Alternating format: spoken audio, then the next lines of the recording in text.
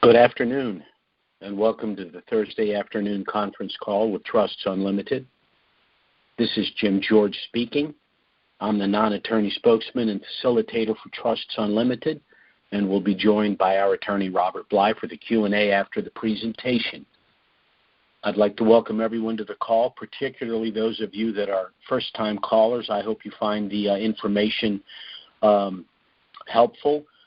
We like to move rather quickly on our calls and provide the information to you. Bottom line, I know that people are busy and they have other things to do, and I don't want to get on these calls and bloviate beyond the information that we feel is necessary for you to absorb. So we're going to go ahead and get into the call. We have a standard format. We spend just a few minutes talking about the revaluation of these currencies. We spend a few minutes talking about the program that we've put into place to assist you, and then we go to the Q&A. Today is June 22nd, 2017. We still find ourselves in pre-RV purgatory, and every Tuesday and Thursday is Groundhog Day for me because we have to be somewhat redundant in these calls. So that being the case, let's go ahead and get into today's call. Let's start with a little bit of discussion about the revaluation of these currencies. For the last few weeks, we've been in kind of a dead zone. All of the major boxes with regard to getting these currencies revalued have been either checked or in the process of being checked. And by the way, by way of a disclaimer, Trusts Unlimited is not a purveyor of currencies. We do not advise the purchase or sale of these currencies. However, we are, in fact, holders of currencies, so our discussions with regard to the revaluation are as one currency holder to another. I'm hopeful that we can get a revaluation in the third quarter, and it would really be great to get that revaluation in the first half of the quarter for reasons that I've repeatedly stated. We want to make sure we can deal with the tax implications on a quarterly basis, and we want to be able to hold the currencies for a while if they come in at an artificially low float rate, and we can only accomplish those two objectives if we have a revaluation at the very least in the first half of a given quarter. Now, there's some good news and there's some bad news. The bad news is that we have not as yet seen an official announcement that Mosul has been liberated. However, there is a piece of news which is probably a little bit of a game changer. One of the things that they were trying to accomplish, they being the Iraqi forces, was the liberation of the Old City district within Mosul, and most particularly the liberation of the Al-Nouri Mosque. Now, unfortunately, yesterday, June 21st, ISIS forces destroyed the Al-Nouri Mosque, and sadly the Iraqi forces were within a quarter mile of that mosque at the time. Now, why would ISIS destroy the Al-Nouri Mosque? The Al-Nouri Mosque is a preeminent mosque within Iraq and, frankly, within Islam. It was created on June 21st, some 800 years ago, by Sunni Muslims in honor of Muhammad having received the Quran from Allah on June 21st in the early part of the 7th century. So why would ISIS, who are proclaimed Sunnis, destroying a Sunni holy shrine? Well, the reason is very simple. ISIS would rather destroy a holy site, particularly a Sunni holy site, rather than let it fall in the hands of anyone other than Sunni Muslims. But it also means that ISIS has basically acknowledged that they have lost Mosul and that Mosul is completely liberated. So even though there's not an official announcement, the destruction of that mosque basically signals that that's in fact the case. Now, there are some other things that will delay a revaluation. For example, the UN is insisting that the final restitution payments be made to Kuwait from Iraq. It's my understanding that those payments will be made in the third quarter, or that Kuwait will acknowledge or accept as near payment fulfillment of their obligation, which will allow the UN to allow revaluations to proceed. There is a little bit of a discussion within the CBI with regard to the protocol for the removal of the 3 zeros from their currencies. There's a school of thought that the zeros should be removed one by one. There's a school of thought that the 3 zeros should be removed simultaneously. To me, it would make no sense to remove the zeros one by one. It's a denominational reinstitution of the currency, which would mean that they would have to recalibrate 3 times. So as far as I'm concerned, it would make more sense, even though it might take a little longer, to get the 3 zeros removed simultaneously. Another potential fly in the ointment was the announcement by the Kurdistanis that they planned a referendum in September for Kurdistan to become an autonomous zone within Iraq. Now, that, pursuant to the Constitution, cannot be accomplished unilaterally on their part, but it must be accepted by the whole country.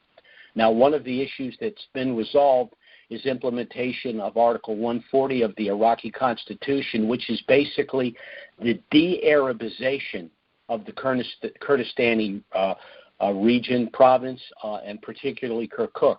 You will remember that the way Saddam Hussein Arabized that area, if that's the correct way to pronounce it, is basically through the use of chemical weapons. As a matter of fact, in one day he killed more than 5,000 Kurds, including women and children, basically filling that vacuum with Arabs. All of that's being reversed. So on the one hand, the Kurdistanis are getting fulfillment of the Article 140 of the Constitution, so they're not going to be able to then simultaneously declare themselves to be an autonomous region. Now, on the good side of the equation, the international community, and most particularly the IMF and the World Bank, have given final approval to the standby agreement that Iraq has presented. Over the last maybe a couple of years, there have been memorandums of understanding from the government of Iraq, a letter of intent from the CBI, having to do with 5-year acceptable projections for reasonable revenues that should be expected, and all of the other financial transitional things, transitioning from basically a centralized government-oriented economy to a decentralized private sector economy, and that standby agreement has been approved. Also, there was the announcement of Iraq's Project 1000. Now, Project 1000 is the negotiated forward contracts from international contractors for the rebuilding of the Iraqi infrastructure and mining and oil extraction capabilities. So the fact that they are in negotiation means that not only is the economy starting to take off, but these contractors are going to need to be paid either in U.S. dollars or in the new Iraqi currency that will come out of the program rate. So that's good news as well. Lastly, we know last week that a body did in fact visit Saudi Arabia, established a relationship with Saudi Arabia, which is very important. What we now have in the Middle East is a geopolitical shift of power which really needed to take place. It's also the repudiation of the Obama administration era of foreign policy within the Middle East. We now have a United States/Saudi/Iraqi alignment, which basically is pushing back against the Russia/Iranian/Syrian alliance. In addition to that, although it's back-channeled, both Jordan and even Israel have agreed to this alignment with the United States, the Saudis, and the Iraqis. Basically, their concern was the United States transfer of $150 billion to Iran, which substantial amount of that money is being used for terrorist purposes and for involving themselves in Iraq and other neighboring nations. Also, there's that glide path for Iran acquiring nuclear weapons and the intercontinental ballistic missile delivery system. So basically, Saudis, Iraq, Jordan, and even Israel are now all aligned proxy states to push back against that and to basically create a balance of power in the Middle East. Internally in Iraq, this is important because the acceptance of a body in these nations and these agreements basically delegitimizes Maliki and the Dawa party. So for internal political reasons, this helps with the stability issue as well. So all in all, I'm cautiously optimistic for revaluation in the third quarter, and we certainly want to see that revaluation, if at all possible, in the first half of the third quarter. Now, let's spend a little bit of time talking about the program that we've put into place to assist those of you that have currencies. Many of you have not gotten your affairs in order and don't even know what that involves. To that end, Trusts Unlimited has put into place a turnkey program. It is a two-phase program, phase one being pre-RV, phase two being post-RV. Phase one involves the establishment of a pre-RV asset protection trust and the assignment of your currencies on paper to that trust. Phase two involves all of the product, services, and professional referrals that will become necessary after the revaluation of these currencies. So let's start with phase one, which is the establishment of your pre-RV asset protection trust. Very simply, a trust is a legal instrument one can establish to hold, manage, and to protect assets. Trusts can fall into some basic categories. For example, a trust can be revocable or it can be irrevocable. In order to have the asset protection you're going to need and want, you're going to need to establish a package of irrevocable trusts, and that package must be established prior to the revaluation of these currencies for a number of important reasons. First, by establishing your pre-RV trust, you will preserve your privacy and your anonymity, because once you assign the currencies to the trust, they will no longer be owned by you on paper. When those currencies are exchanged, those U.S. dollars will be in trust, and the homes, cars, and other assets that you subsequently purchase with those U.S. dollars will also be in trust, again, meaning that the general public will have no knowledge of your net worth or your actual holdings. The second reason you'd want to establish this pre-RV trust is because it will allow you to avoid personal IRS scrutiny. If you're holding these currencies in direct title when they revalue, the IRS computers will automatically spit out an audit. And with the potential magnitude of that revaluation relative to your prior year's earnings, you're going to be looking at a full-blown 6-year audit. That's going to be time-consuming, it's going to be frustrating, and frankly, it's going to cost you more than the cost of an asset protection trust. On the other hand, if you have your pre-RV trust in place and your currencies are assigned to that trust, that means that the taxable event of the revaluation will also occur within the trust. If that's in fact the case, there's less than a 10% chance of an IRS audit. But even if the IRS determines to audit your trust, they cannot do a 6-year audit because the only taxable event within the trust will be the revaluation of those currencies. The third reason you'd want to establish this pre-RV trust is if you plan on gifting currencies to family and friends in certain situations. Philanthropic gifting can always be done on a tax-preferred basis, either pre- or post-RV. But in order to avoid a substantial 40% federal gift tax, you're going to need to gift currencies prior to their revaluation.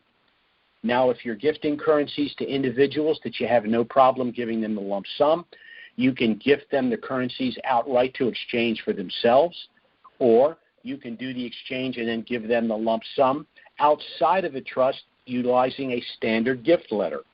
But if you're gifting to individuals that you're hesitant for whatever reason to give them the lump sum, you can gift to them through your trust. By gifting through your pre-RV trust, you'll avoid the 40% federal gift tax.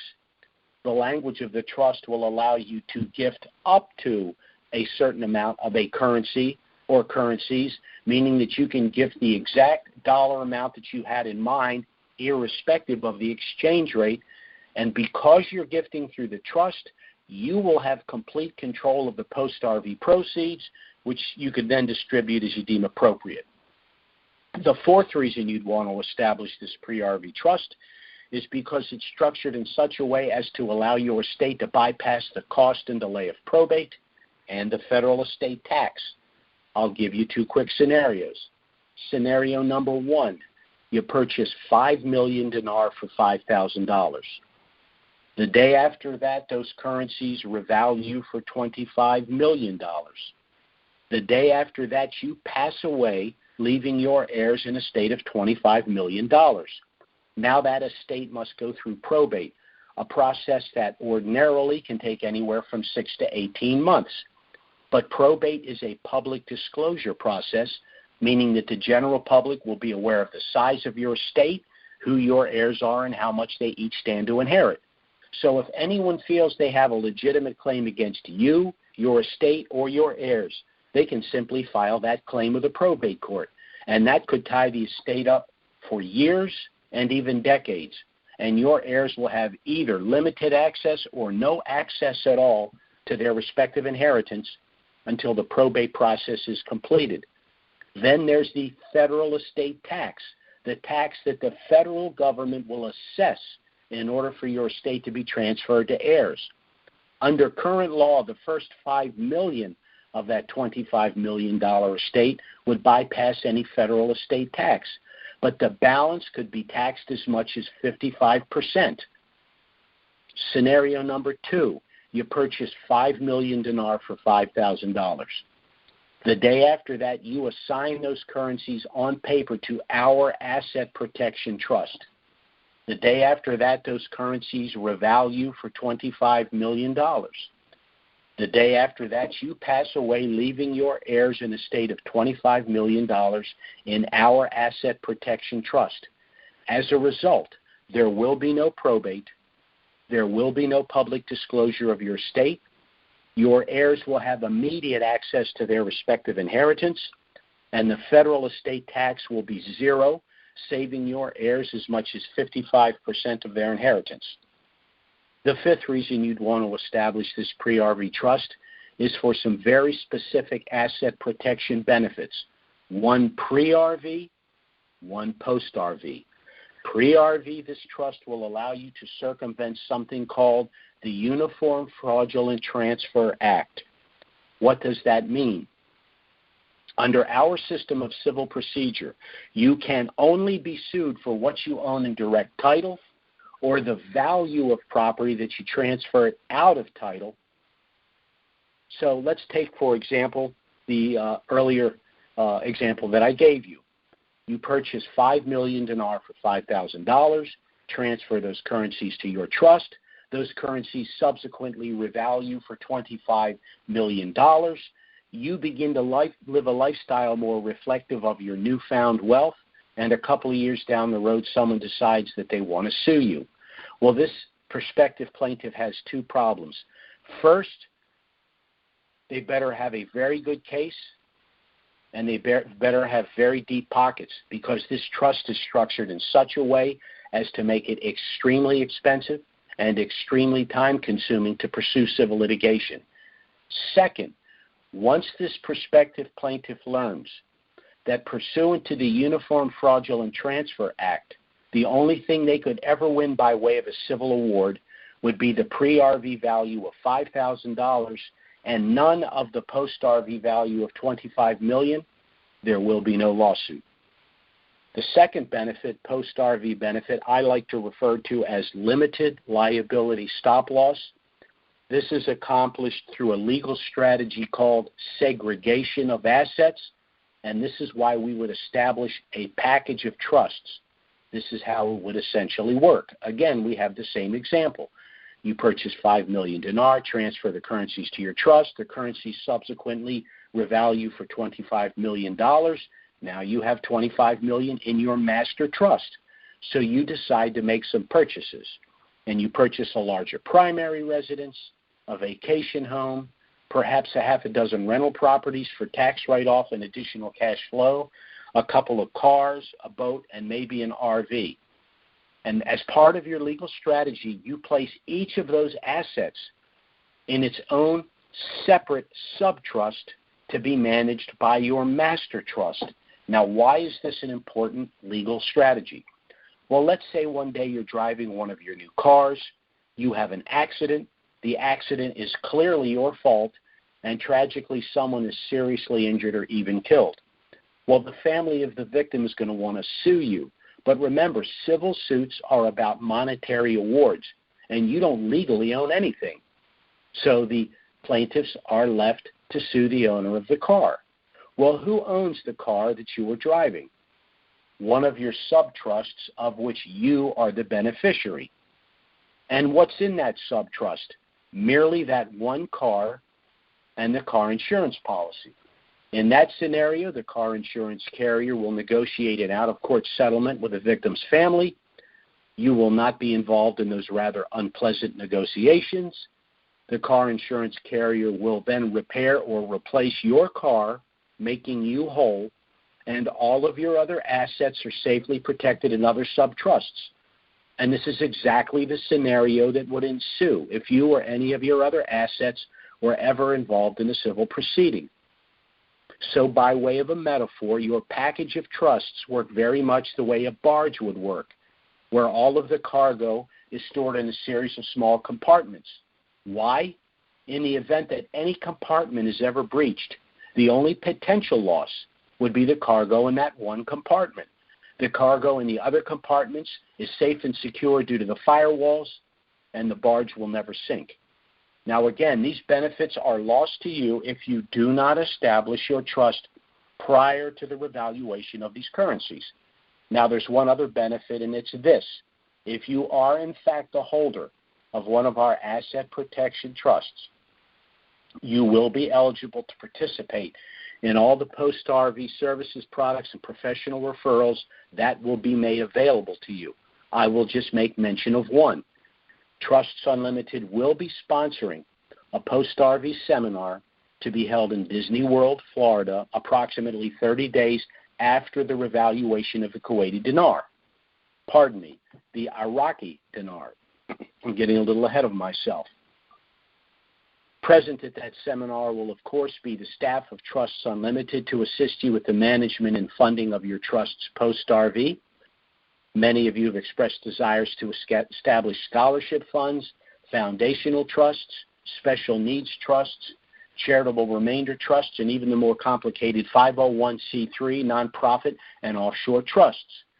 And the proper way to fund those newly established entities is by transferring funds directly from your asset protection trust to those newly formed entities. We will have our tax specialists there. Our offshore specialists will show you that by establishing offshore title of certain assets, you can substantially reduce and in some cases eliminate future taxes on the reinvestment of the proceeds from this valuation. We will also have our independent fee-based wealth managers there as well. It's critical that you reposition assets as quickly as possible for a number of reasons. First, we know statistically that 95% of all windfalls, however large and from whatever source, are lost within 3 to 5 years due to inexperience, mismanagement, and fraud. Second, we know that under the new G20 bank bail-in provisions, the failure of banks in the future will not be made whole through the general taxing authority of the respective governments, but first and foremost by confiscating funds from the account holders at those banks. So you're going to want to move money out of the banks and get it working in other markets as quickly as possible. And third, we know that the revaluation of these currencies will be the catalyst for the global reset. The global reset is a global shift from fiat-based to commodity-based currencies, and that shift in and of itself is going to create a massive market fluctuations. And so you're going to want to take flights to safety with your money as quickly as possible. All of these things and many more will be made available to those of you that have our pre-RV Asset Protection Trust once these currencies revalue. Now, our trust package is initially a package of 10 trusts consisting of one master trust, one optional gift subtrust that can be converted to a standard subtrust, and 8 additional subtrusts. This was the simplification of a rather sophisticated trust package that we've utilized in the past for our more affluent clients, a package that had an initial cost of anywhere from $6,000 to $10,000. But a few years back, when we decided to assist Denarians, we knew that price tag was going to be unaffordable for many of you. So we basically restructured the trust back end, and by doing so, we've been able to reduce the cost to $3,000. Now, there are several ways you can pay for that. If you pay us up front, we'll discount the price further to $2,500. If that's not possible, we do have a deferred payment plan. You'd make an initial payment of $525, which sum would basically defray our out-of-pocket costs just to produce and deliver your trust. The balance of the $3,000 would then be paid in $100 monthly installments. We will charge no interest. The only proviso is once the revaluation of the Iraqi dinar occurs, any unpaid balance would need to be paid within 30 days. With this approach, anyone that has currencies and understands the need for establishing their trust pre-RV will be in a position to afford to do so. One other suggestion, we do accept credit cards. If you pay us up front with a credit card, not only will you get the $500 discount, but the minimum payment on your credit card would be substantially less than the $100 a month that you would be paying us. But we will work with you in whatever method works best for you. Our objective is for you to get your affairs in order and your trust in place prior to the revaluation of these currencies for all of the reasons that I've stated. And I'd like to thank those of you calling in regularly, as well as those calling in for the first time. I hope the information I've provided has been informative and can help you make an informed decision about what you need to do. We're going to go to the Q&A in a minute, but before we do, and for the benefit of our newer callers, I'd like to tell you just a little bit about Trusts Unlimited and why you may want to seriously consider allowing us to assist you. Our trust package was authored by our attorney, Robert Bly. He's been a practicing attorney for over 40 years, specializing in the areas of estate planning, asset protection, and offshore planning. I myself hold degrees in political science, macroeconomics, and finance. I've worked in these areas for over 37 years, and I, along with my clients, were personally involved in the revaluation of the Kuwaiti dinar in the early 90s. So between the two of us, Robert Bly and I have over 77 years' experience working precisely in this very narrow area, and I frankly know of no firm that can make that claim. Now, Bob and I have been working together for a decade in the areas of estate planning, asset protection, and offshore planning, and it has been disheartening from time to time to see people walk away from sound estate planning and trust creation because of the mistaken belief that by doing so they have somehow lost control of their assets and their affairs. In point of fact, it's just the reverse. It's when you hold assets in direct title that you can lose control of them. And invariably, it's at precisely those times in life that you need and want control. If you've lived for any length of time, you've either experienced in your own life or through friends and family things like unexpected divorce, permanent incapacitation, the onset of dementia, premature death and prolonged and complicated probate processes. Then there are investment losses, business losses, and even bankruptcies. The number 2 loss of wealth now in the aggregate, courtesy of the information age, is now identity theft. But the number 1 loss of personal wealth remains confiscation through civil litigation. Anything you own in direct title can be taken from you. So in point of fact, the only way that you can manage, protect, and control everything at all times and in all circumstances is through the establishment of your package of irrevocable trusts, and particularly if you have an asset like these currencies that you're anticipating a substantial increase in value. And we at Trusts Unlimited will do everything we can to help you accomplish your personal and financial objectives both pre- and post-RV as we understand them. I'm going to go to the Q&A in a moment. Just a couple of other points. If you're listening for the first time and you're interested in the things that I've had to say, I will be providing you our contact information. You can contact us. We will send you our initial package. It has a lot of information about us, about the revaluation, about trusts. You're under absolutely no obligation whatsoever by getting the package. You can review that package, write down your questions. You will have our contact information. We'll be happy to answer any questions you may have, and there will be no consultation fee. Again, we're doing everything we can to make this trust package available for those of you that have these currencies for all of the reasons that I've stated. About to open the Q&A. If you'd like to ask a question, just dial *6.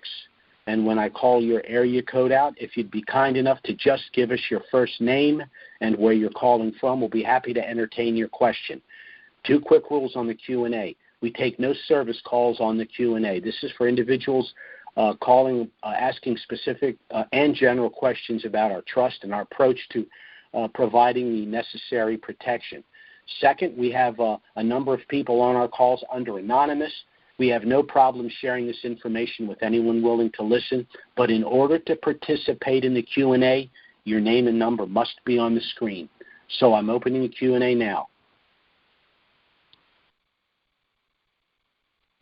And while I'm waiting for any potential questions, I'd like to give our newer callers our contact information.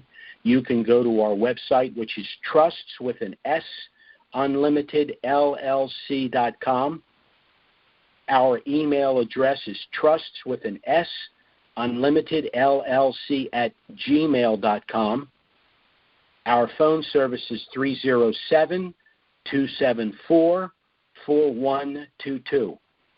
If you'd like to listen to a recent conference call playback, or if you'd be kind enough to refer us to someone that might be interested in our services, you can either go to YouTube and go to Trusts Unlimited, or you can go to iqdcalls.com, go to Trusts Unlimited and follow the prompts, or you can dial the same number that you dialed for this live call this afternoon with the exception of the last 2 digits. Rather than dialing 40, you'll dial 39, and then you'll use the same access code, which is 739-394#. If you'd like to be included on our email list, you can go to our website, go to the bottom, enter your name and email address where indicated. You should be included on our email list within 24 hours. However, we only send emails out very periodically pre-RV. It's after the revaluation of these currencies that emails will be going out on a fairly regular basis, perhaps in that first 30 days as often as every day. So I'm going to the Q&A. We have a caller in the Q&A. This is number 312. That's 312. That's got to be Les from Chicago. Yes, indeed. Good afternoon, Jim. How are you today? Yes, sir. Pretty good. Yourself? I'm fine. You made a comment about the U.S. giving Iran money back. Yes. Wasn't that money that was confiscated because of whatever the sanctions were placed on them for? Yeah. That was money that had been frozen as part of the sanctions. So what happened was when we made the deal with them, we gave them everything they wanted up front, and we're taking them at their word that they're going to keep their end of the deal post facto, and even their end of the deal, if they do everything they're supposed to do, is still a really bad deal for the destabilization in the Middle East. The other issue is that the United States, the Obama administration, transferred $400 million to Iran in order for them to release the hostages, the naval individuals that they took from international water. So I have my own opinion about what all that was about, and it's frankly not good. But it was a horrible deal. It did nothing for the United States. It did nothing for stability in the Middle East, and hopefully that's all being reversed right now. One of the things that the Iranians are going to not be able to do for some time is pursue a multiple nuclear warhead ICBM. They're trying to hide that, and hopefully this alignment here with the Saudis, basically what this does, we're using Saudi airspace, we're using Saudi Arabia as proxy so that we can be there very quickly. Because remember, in a theater nuclear war, like in North Korea, they can shoot missiles, and the travel time is so short, it's almost impossible to have an anti-ballistic missile system work. The only shot you have is to have air support right there. So just right. as we have air support in Japan and South Korea against North Korea, we need air support in the Middle East, and of course the Saudis are going to provide that. And by the way, it was the air support that Saudi Arabia provided to the United States that basically, unfortunately, created bin Laden, who was upset that these non-Muslims were in sacred, land where Mecca and Medina were. But the Saudis are a lot more pragmatic, and they're really concerned about the Shia element in Iran. So, being Sunnis, obviously they needed a balance of power, and that's what's happening. Okay, so the $400 million was actually money that was confiscated. No, the $150 billion was money that was frozen through the sanctions. The $400 million is a ransom payment that the Obama administration illegally made, and the way they did it, the way they said they got around the law was the law said we could not transfer U.S. dollars. So what they did was they sent the money to Switzerland and had it converted to francs, and then paid them in francs. Wow. That's so in the crap addition that's to been the going 150, on.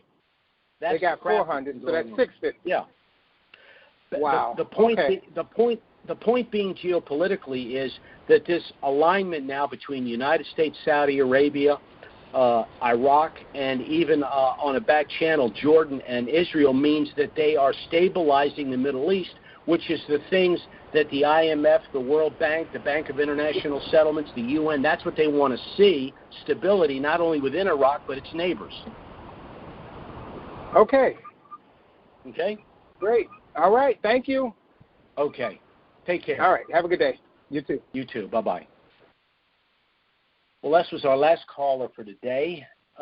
Again, I'd like to thank those of you that have taken the time to listen. I know that you've got other things you can be doing.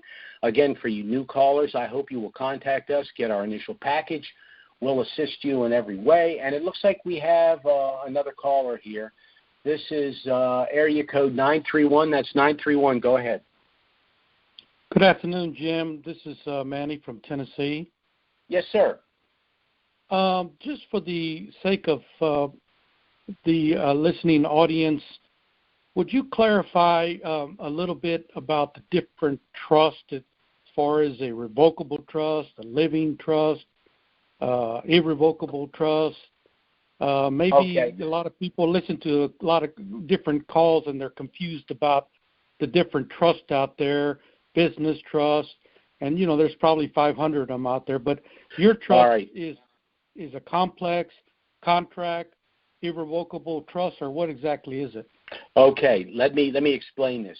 First of all, if you go to our website, we have a piece in there that explains all of the trusts that have been flagged by the IRS as potentially fraudulent in their construction. And unfortunately, I've received copies of trusts and transcripts of some of our quote-unquote competitors that are actively advising people to establish trusts which the IRS have flagged. Our trust is a common law trust.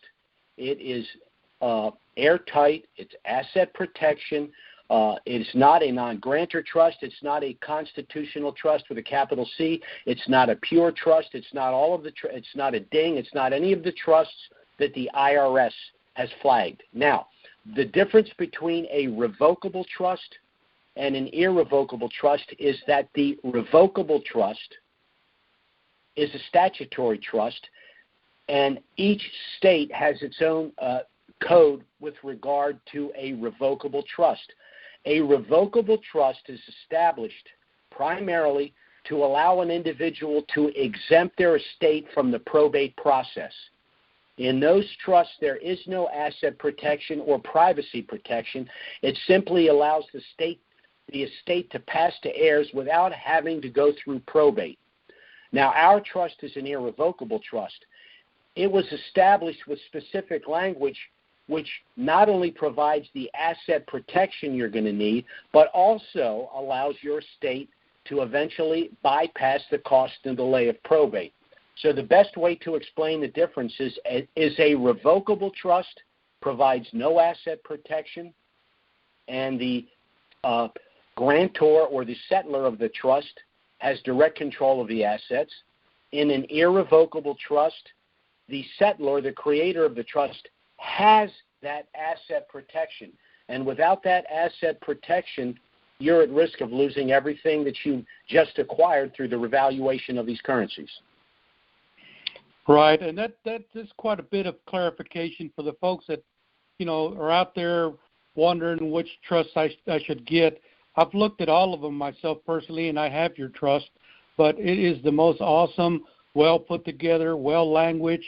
It even has a clawback to Wyoming statutes, so you just have so much avenues to go with this trust. Why would anybody go with any other trust that's on the call or have listened to the calls? I appreciate it, Jim. Thank you kindly. Certainly. Well, the answer to that rhetorical question is because the average individual doesn't understand the things that we're discussing. Now, Robert Bly, as I've stated before, has been in practice for over 40 years specializing in these areas. And the trust that we have established has adopted a lot of language from offshore trusts, which provide additional protections. So this trust was an evolution, which, frankly, it took us some time to put this together because we had to look at internally in the country, internationally, holding an asset prior to its appreciation, having the proper flight provisions. All of these things were involved in the trust, and I greatly appreciate your pointing that out. Perhaps I should explain a little bit more of that in the future, but as I've said, I myself have a revocable trust. I had another irrevocable trust before I purchased currencies. After I purchased the currencies, I established this trust, and I became the spokesman for Trusts Unlimited, and all the other assets that I have in my revocable trust, after the revaluation, I will either sell those assets, or if I decide to keep them, I'm going to transfer them to this irrevocable trust package. But again, thanks very much for the call, and I hope that will even better inform some of the people listening. One other comment out there, Jim, if I may interject. The fact being that some of these trusts out there were written by attorneys that are no longer on this earth, and you can't question those trusts out there because the attorney that wrote them is no longer here, and so forth and so on, where we actually have a real attorney, a JD attorney on top of that, that's actually here and able to come back and help us out should we have an issue with our trust. And where a lot of these trusts, you can't communicate with them, and they can go online and look him up and find out that he is a real practicing a state attorney in the state of Tennessee. This is true. This is all true, and from time to time, individuals do contact us and say, "Can you tell me a little bit more about Robert Bly?" And of course, then I'll send them a copy of his little dossier. And they'll call back and they'll say, "Well, no wonder he doesn't talk about himself. Who would believe it when they read his accomplishments?" So, right. But he's kind of a low key guy, and he knows what he's doing, and I kind of refer to him as I'm the bedside manner guy. He's the clinician, and I've tried to do a very good job of really understanding from every aspect, and of course I'm a certified estate planner, so I'm up to snuff on it. But from time to time, there are questions. I can think of a couple right now that I need to call him to ask, and he's always been very quick with his responses. So I agree with you. It's great to have a guy that knows what he's talking about. Yes, and so for anybody out there in the listening calling area, these folks are very easy to work with. Jim George is excellent. Robert Bly is an excellent attorney that wrote this trust for us. So if you're on the fence, I've looked at all of them out there, and I think you should contact Jim as soon as possible before this thing actually revalues, which we could be in that window in the near future. No one knows the date or the rate, but it looks like it's coming pretty soon. It should be here, hopefully, like Jim says, in this next quarter. Thank you, Jim. Appreciate you. Sure, Manny. Well, a couple of things. That was not a paid announcement. That was entirely voluntary. Right. That was mine. And yes. And the second thing is I'm in total agreement. We do not give a date and a rate, but once you understand why your trust needs to be established pre-RV, and since we do not know when the revaluation is going to happen, the only prudent thing to do is to get your affairs in order. And as I say to people, get your trust in place, assign your currencies to that trust, then you can just put your feet up and wait.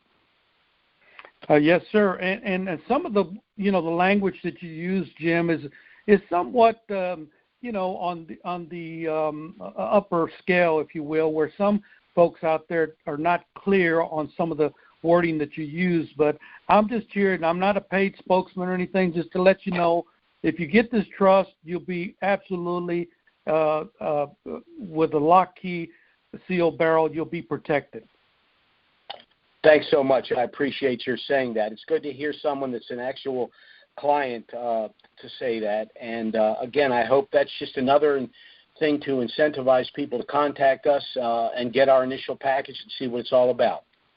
Thank you, Jim. Thanks a lot, Manny. Well, Manny's our last caller for today, and so we're going to leave on an up note. Again, thanks for listening to the call. Our next call will be scheduled for next Tuesday, 3 o'clock Eastern, noon Pacific. Certainly, if anything of a dramatic nature were to happen between now and then, we'll get an email out and try to schedule an emergency call if necessary. So have a great weekend, everyone, and barring some fantastic event, our next conversation will take place next Tuesday afternoon, 3 o'clock Eastern, noon Pacific. Bye-bye, everyone.